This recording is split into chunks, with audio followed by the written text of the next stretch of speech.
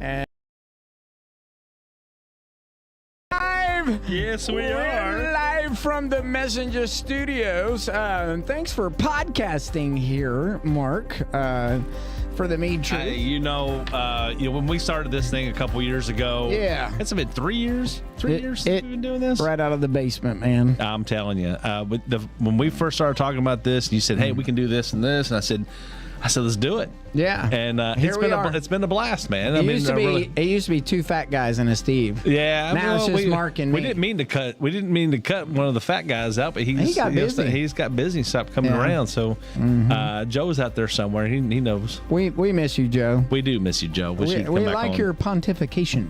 So, but we got some things going on, man. There's a lot of people upset with President Trump. Oh man, I know. It's like I saw today that. But is that wrong? I mean, I listen. get it. You're upset, but the people that are upset are the it people takes- that might have had hand in a cookie jar. It takes, we can go down that trail, for sure. But I think that the one thing I want to talk about is, the one thing that comes to my mind is, are these, they made deals. People have made deals and says, "Oh, we're gonna send $50 million for condoms to Hamas or to the Taliban or whatever." Nobody's gonna check over Where did here. that come from? And so what? So I do We wonder. don't want you to reproduce. Is it? Does it come down to who's selling those condoms to the Taliban and who's actually? Because most of the time when we send aid to another country, we don't actually send them cash. A lot of times, what it is that we sell them our markets sell them stuff, and that money is we pay for it, and it's then shipped over to them. That's not all the time, but that's a lot of it.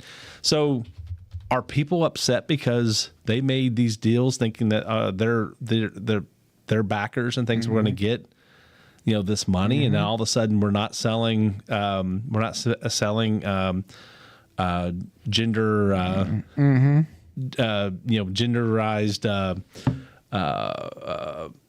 or transgender documentation to Iraq and to That's crazy. it's like it's just Social cleansing. yeah, it's like so I don't want us to spend that money. I don't I don't understand why people want us to spend that money like that. No, are you trying to They're grow not cutting your Social Security. Why are you trying to turn people from life? Why would you want to be something different than what you were meant to be, and then send money, millions of dollars, and justify that? I could have come up with the hammer thing again. You know what I mean? Yeah, $30, $300 for a hammer. Yeah. Yeah, it's just that's what we're talking about. It's like, is that? I'm just gonna rearrange a little bit here, get a little closer to the mic. I don't feel that I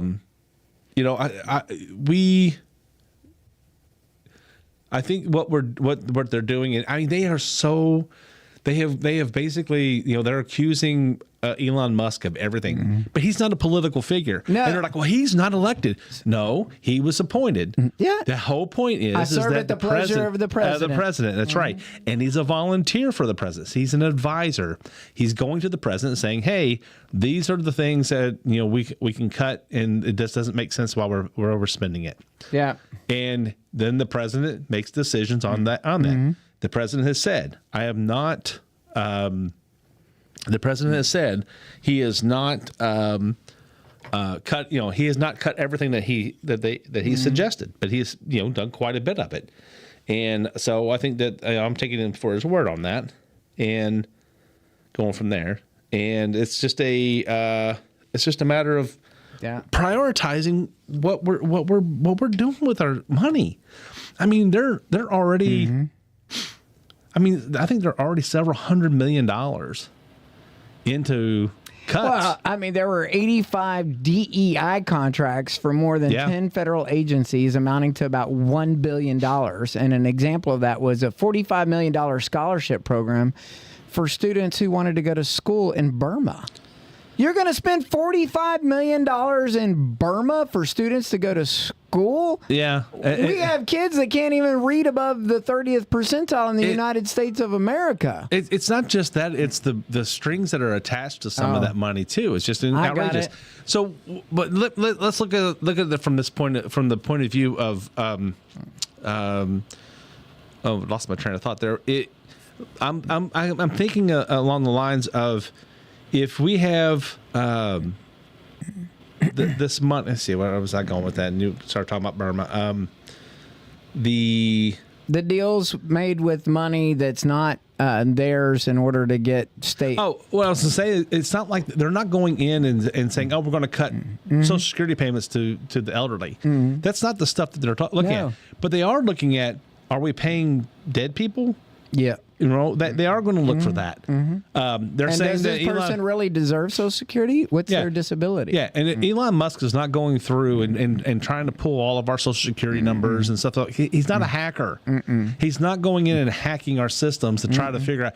They are being asked to find out if there's a way to do this more efficiently. Yes. They are asking they're looking at systems and saying, okay, right now we have these, some of these things are very complex and manual systems. And it's so funny to listen to Congress say, he doesn't know anything about our systems. What I heard him say was, don't look here. Yeah, don't look here. Heard, yeah. Because we got stuff going on we don't want you to know about. That's right. And so, don't you just love it when they do that? Yeah. And here's Maxine Waters. Oh, throwing a fit. They were at was it today? They were at the Department of Education. Oh, I believe it. And they weren't allowed in. Really? Yeah. So they put a guard on the door and said nobody's allowed in and they're like, oh, this is the transparency. You know what the transparency is that Donald Trump is telling you everything that was being spent under the past regimes. Yeah. Right. Stuff that he didn't get to get in this deep. No. The last time he was in office. He is now. And he is now because he knew that if they were pressing so hard to try to get him out of office, to keep him from coming back into office, using every method possible, lawfare, calling him a Russian agent, all that stuff, that there had to be a reason. Because they know he's going to expose it. Yeah. And now they're being exposed. So the transparency is there. They just don't like the transparency. Yeah. No, I don't disagree. And, I don't necessarily or would necessarily agree with every cut. I'm sure there's layers to some of that money. Like, if you've ever watched, Secretary of State, that whole series on Netflix where they're negotiating with foreign countries and stuff like that. I'm sure Madam Secretary, that. Yeah. I guess if you kind of watch that theme, I would imagine that the politics between secretaries of state, there's some probably things that they do either for intelligence information or something, because you can't just write somebody a check and say thank you for that. There's a process. It has to go to the Treasury. Has to write the check. Right, but we have a bunch of kids that need to go to school, in Burma. But you also need this intelligence information that we have. Yeah, I'm sure there are some of those trades are out there. It's all speculation. There's no truth to that. But could build. It could be true. We don't know that it's true if it's not true. You don't know what deal was made. But I'm sure there are deals like that out there. And there's not. And Donald Trump is not saying. President Trump is not saying that he's not going to do that. That he's not going to make those type of deals. What he's saying is we're resetting everything, because we're going to stop spending money and we're going to start negotiating from strength rather than weakness. That's right. And so these deals need to be redone. That's what he's doing. He's not doing anything other than resetting deals. Let me see. We got something here. All right. Hold on. Not a Facebook. Let's see. Well, in an interest of the conversation, there's a lot of stuff to go through. Trillions of dollars have probably thousands of line items.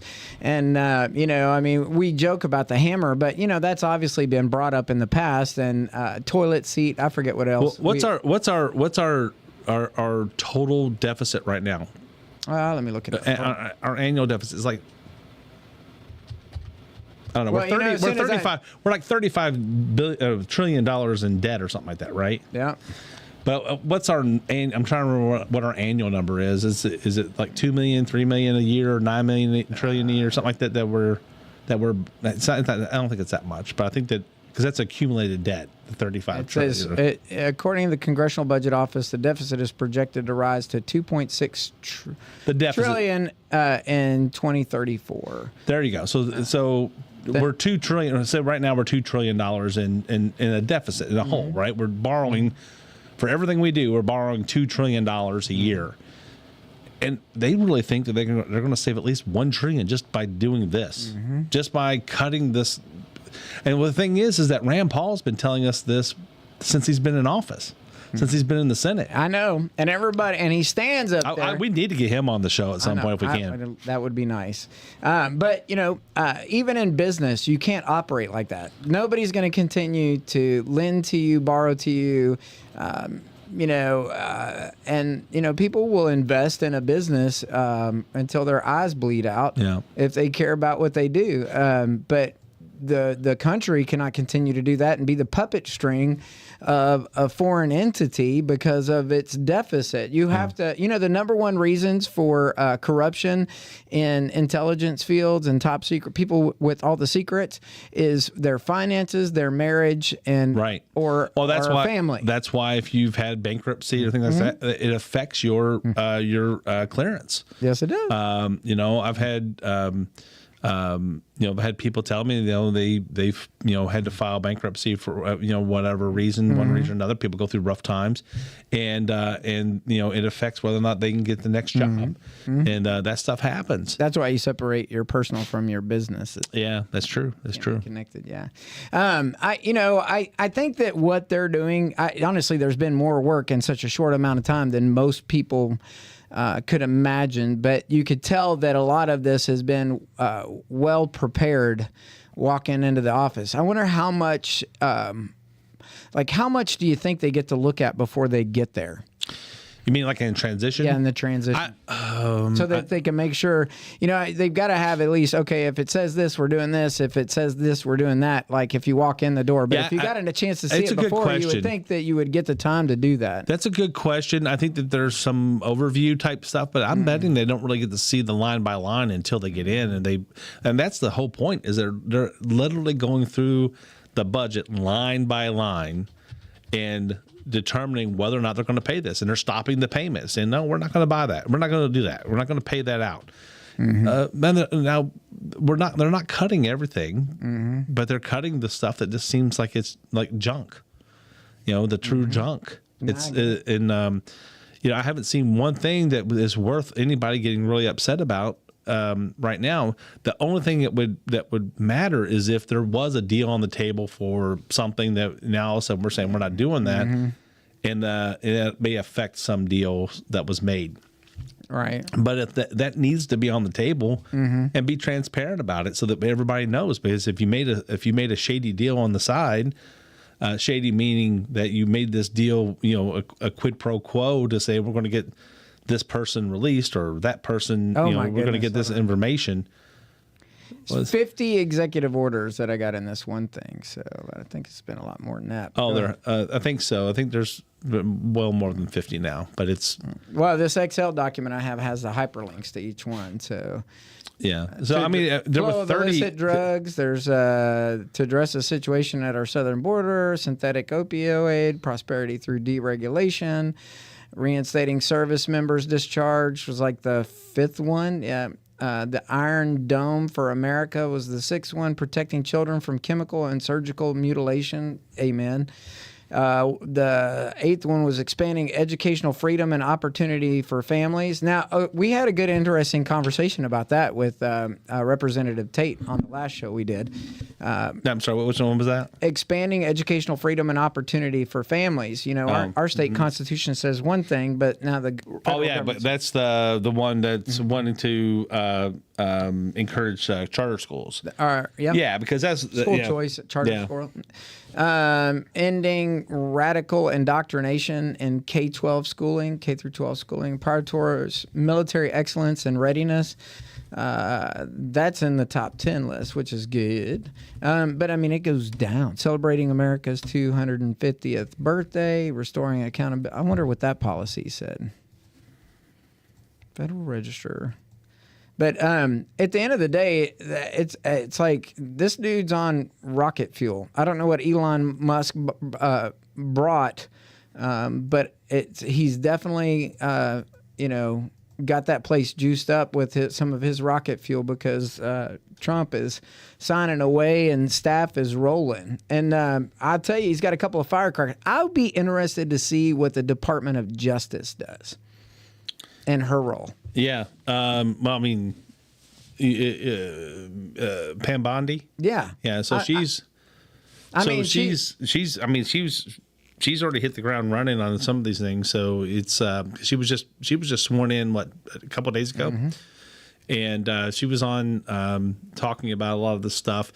I don't have a good grip on what that was about. I've been so enamored by watching the Doge.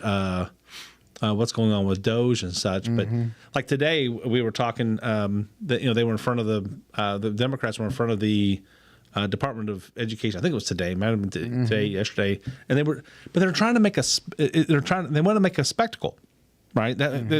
So all these Congress people, Democratic congressmen and women want to go into and make this big scene at the Department of Education. Yeah, and so the Department of Education. They locked him out. They put a security guard out front, and he's blocking the door. He can't come in. Then, when they started making a bigger scene, they called DHS to make sure that they couldn't get in any further. And so they're all out there screaming how this is not transparency and so on and so forth. But this is transparency, and it's the fact that they're screaming, and the whole point of that is they want to make the scene because it's all they know how to do. They don't know how to come up with solutions. They're trying to protect this system. They built this system of bureaucracy to allow them to have influence over people, not foreign powers. But inside, to be able to say, "Oh, I'll get you $50 million to go to furnish this stuff for such and such," that has to be what they're talking about. That has to be what they're upset about, because there's no other reason not to. Yeah, you can't hand me a check. You can't hand me a check for that. But if I showed up at my house and it was fully furnished, or a deed was transferred over to me and left to me in a safety deposit box with my name on it, yeah, and I had a key in the mail, all I got was a key. Yeah, you know what that's I mean? Right. Yeah, that's right. But it's and I've been trying to run down some of these Doge cuts that they made in just in USAID, which it stands for United States. What's that called? Something of international development, I think is what it is, right? So basically, it's if you need a bridge built in Uganda, you can apply for it. But they made it sound like it was very easy. What you basically go to and go in and sign up for a grant. It goes through the process, of course, to find out if they want to grant it. Give you the grant, and then you have to say, where you're going to buy stuff from, what's this going for, how does it meet the mission, and so on.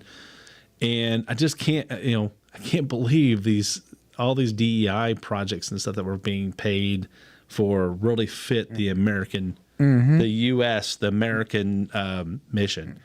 Not they're promoting something completely different, an ideology and not American interests.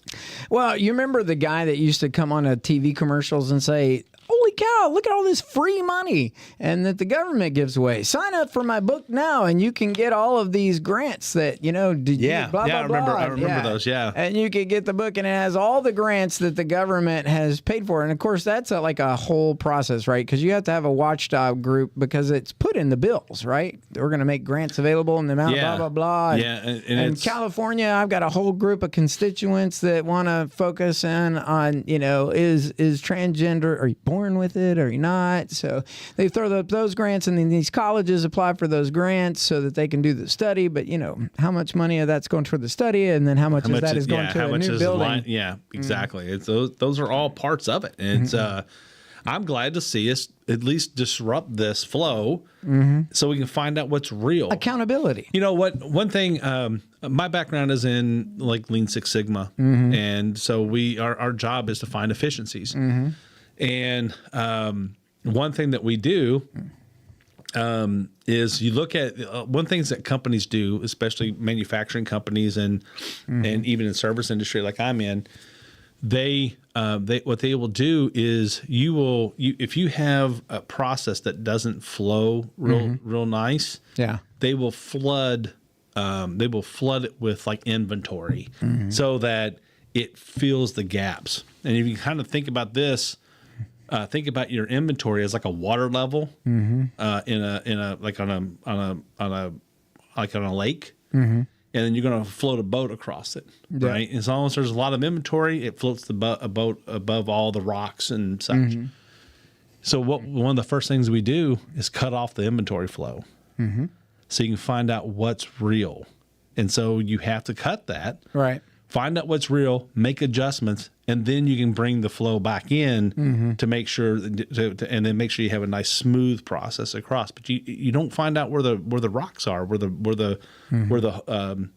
don't find where the problems are until you remove that extra and that waste. And so now the whole point is to find out what's really stopping the flow. Same thing they're doing. You got to stop the flow, find out what's real, and then go, then apply logic to put back in what makes sense. So I get it. Don't we have to vote on something coming up here pretty soon locally? We have we have our reorganization, which is going to be February 22nd. We're going to have registration at 9 a.m. It's out at the fairgrounds at the Home and Garden Center. What we do is we start at the precinct level, and each precinct will elect 3 officers, a captain, a co-captain, and a youth captain, and then those 3 officers will then meet on the county level, and they will decide who they are the county committee, and then they'll decide who's going to run the county party. So to be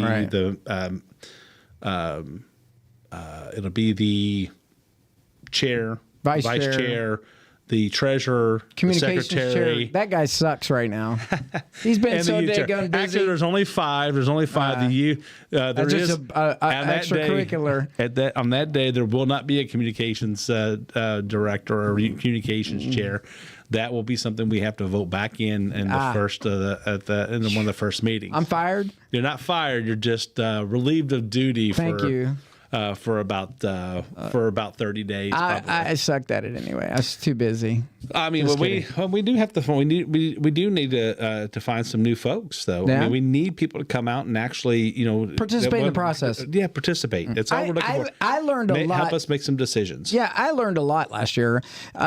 There's more involvement in what you believe in or your values and all that other stuff. I'm not going to necessarily say that I agree with every decision that's made, but I'm not also listening to all the same people that the person who's elected or person who's running, because, obviously you better be involved with more than just my voice. You better be involved with a bunch of them. But if you believe in most of the decisions or the values of the individual that you have that's running for you, this is where you get to connect with them all the time. Yeah. So if whether you're a Democrat or a Republican, go participate in your party's activities. Yeah. Because when you go through the phases to pick the person that actually votes on your behalf or represents your party, or you help a candidate, the grassroots part of that occurs in party activity, not in the part that you go and just write your name on a ballot. Yeah, that's exactly right. I mean, it starts at the precinct level,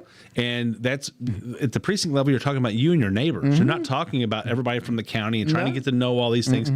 You're just trying to affect the people that live around you. Those are the people you see every day. Your family, your friends, your neighbors. Now you have a precinct captain and a co-captain in each precinct. and a youth captain. And a youth captain. And That's each three people to represent all the voices of every right. eligible voter. Now, the only stipulation on any of that is that the youth captain needs to be 40 or under when they take office. Well, that won't be me. Well, me either. But those are also the people that get Gonna to know. shake the I mean, it trees. used to be like 30, and then they've raised it up to 40 because it does get harder and harder to find people. Well, isn't that sad though that nobody wants to be involved at that level? It's sad. So it's sad, but it's not. I mean, it's sad but understandable. Well, let me just put it out there. When we went to the state convention for the party when they did the voting, there were so many counties that weren't even represented because they didn't have formed. They weren't well formed. They weren't formed well, or they just kind of gave up on the process and didn't show up. So because it does, you do have to take a little bit of time out of your regular schedule to go do these things. But the point is that we're not even asking you to do that. We're asking you to come out and locally help us organize the party, make sure your voices are heard, make sure that we have something set up to allow for us to help us or allow us to hear those voices so that we can get that feedback so that we can then all work together to try to get things going and moving in the direction that our constituents wants to see. I mean, I'm the chair, but I mean, I could very easily not be the chair. The point is if whether you're in charge or not in charge, come out and be part of it. Help us figure it out. I don't think I've seen it underrepresented in the sense that if whichever party it is, but in our party, for a fact, I mean, we're Republicanly elected. You have Representative Nancy Tate, and you've got Senator Stephen Meredith. We even get Brett Guthrie in the AO all the time. And you know what?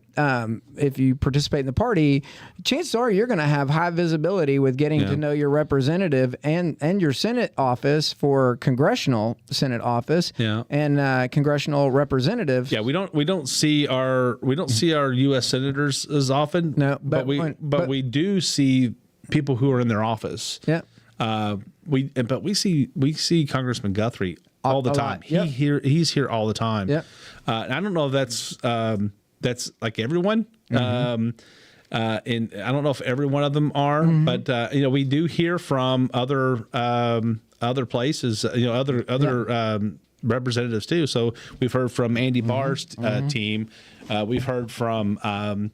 Well, I guess my point I was trying to go to is that if you participate, your chances of you having higher visibility with the people that you elected is much higher because they do come to these meetings and you can share your voice much more frequently. And they do, and they care. They do. I mean, at least the ones that we come in contact with, they care enough to sit and listen to you. I don't know how often Congressman Guthrie's come in town. Again, I'm going to drop his name because he's the one that comes here. Yeah. And he'll come and just say, "Hey, I'd like to speak, I'd like to speak to 10 or 15 people and just get feedback." And he'll want us to rotate those out and make sure that, and obviously if we wanted to come here and do 200, now he does come to like our Lincoln Day dinners and things like that where you can get access that way.